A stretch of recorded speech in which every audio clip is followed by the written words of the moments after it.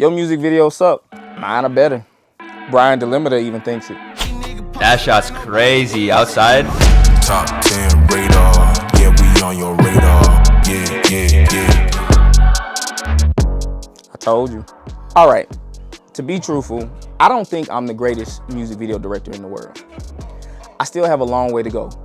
But this video here is one of the best videos I've created. And not because it's the most beautifully lit or it's the best song in the world, but because I was able to avoid 3 main reasons music videos suck.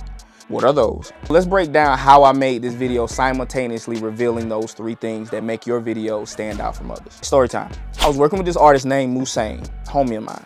Shot a lot of videos together. We're working on a video one day and he's telling me, you gotta meet my boy Max. He's the real deal. He's up next. I ain't gonna lie, y'all. I trusted Hussein's word because of how dope of an artist he is, but I still was a tad bit skeptical because most people don't actually have the heart to say they homie suck. So me and Dude talk, and he sends me this song called Dead Yet, which is him basically telling the ops that they posting that they big and bad, but he's still kicking. The song go hard. So I immediately jump on the treatment. I start with asking Max a little bit about himself. We talk about the things that he's been through, the friends he's lost, what he represents, what's his favorite color, what he can't show in his videos because of charges, etc. And I use this information to curate the treatment. Now this brings me to the first reason your music videos, and most of mine, suck. You move without a reason. What I mean by this is you do things out of either it being convenient or it just looking cool. You use gimbals because the movement looks cool. You shoot with a dope car because it looks cool. You shoot this or that or what angle because it's cool. But when you actually do things and know the true reason, it makes your work unique and it ends up speaking to the viewer. So let's take a look at the treatment. One of the things I decided to do is base the scene off of the lyrics because I felt like the song was loaded with quotables. In the first part of the song, Max is talking about his girl nagging him for attention.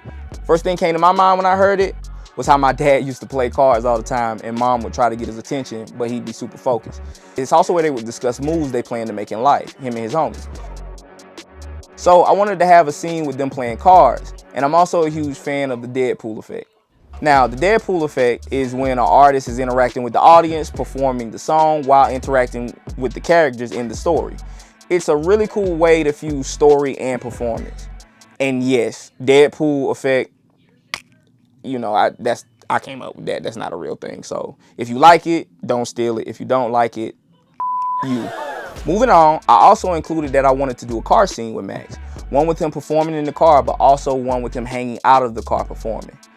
And that's another thing. When you come up with a scene or a prop, think of how you can get different looks with that same scene or prop. Get the most out of it. Side note, that wasn't even one of the things. I just gave you a free one. Now this scene was one of my favorites. Bro, you been chiefing on the art. Nigga, pad it.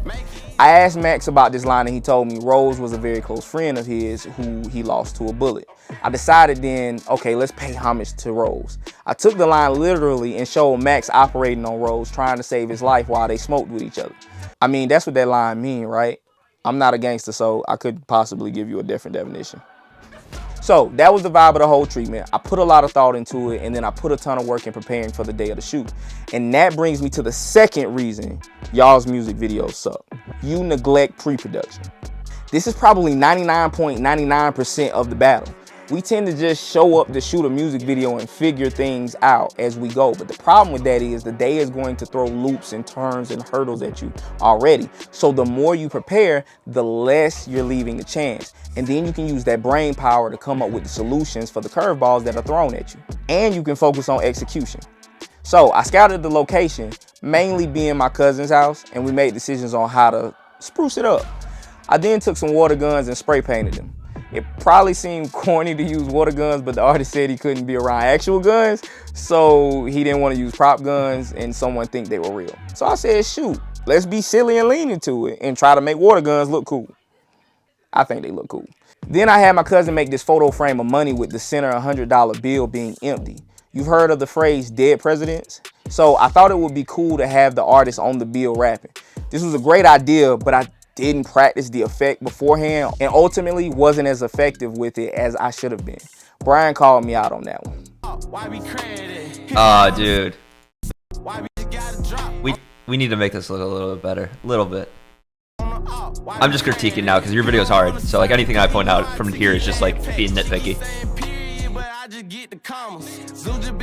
Yeah, I think the money like green screen could.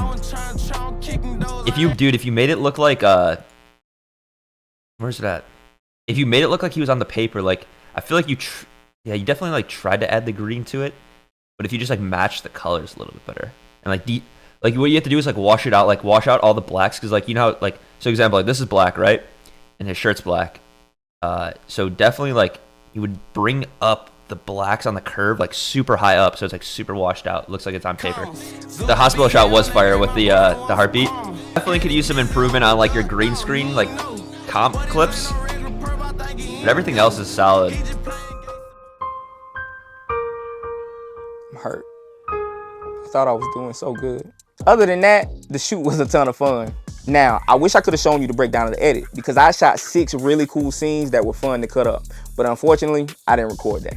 Now, what I can tell you is that the framework of the edit was centered around not committing the third and final filmmaking sin most of you commit. And that is, you reveal too much too soon. Also, like keeping the video interesting and like introducing different scenes like later in the video is like very, very slept on. Like a lot of people don't do that. Like they like show all their scenes in like the first 30 seconds. I like that like you didn't introduce this like doctor scene for like a minute in and then like that sunset scene. I don't know when you first showed it, but it was like somewhere around here. So with 6 scenes and a 3-minute song, I was in a position to show the audience on average something new every 20 seconds, which is perfect because we all know attention spans aren't what they used to be. Like, let's just be honest. 5 seconds into this video, 30% of y'all was gone. I try to look at the length of the song and divide it by 20 or 30, and that tells me how many scenes or looks I should be shooting for. That was a key element to this video being highly entertaining throughout the entire song. Now, is it perfect? Not even close, but it does break down the mold with those 3 areas I mentioned. If you're a music video director, cinematographer, and you want to check out that video, I'll leave a link in the description. And if you want to continue to learn from my mistakes and successes so you can make better videos, then hit that subscribe button, hit that bell. Until next time, guys.